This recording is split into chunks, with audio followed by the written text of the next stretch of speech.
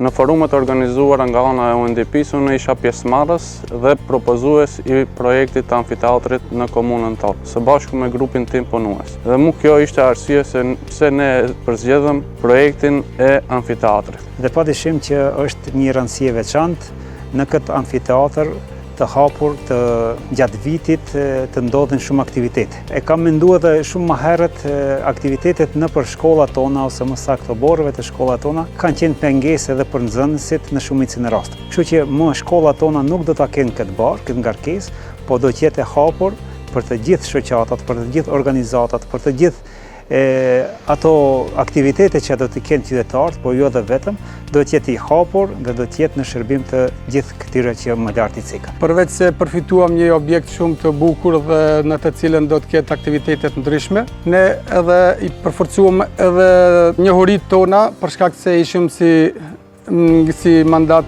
të parë, si këshilltar, dhe mendoj se gjithashtu kishim edhe shumë përfitime nga forumet me qytetarët, ku bashkarisht me qytetarët morëm vendime të ndryshme dhe u përcaktuan edhe vetë qytetarët për prioritetet e projekteve që do të realizohen në komunën tonë. Një ndër ta ishte edhe ky amfiteatër shumë i mirë. Qytetarët padyshim që në rend të parë.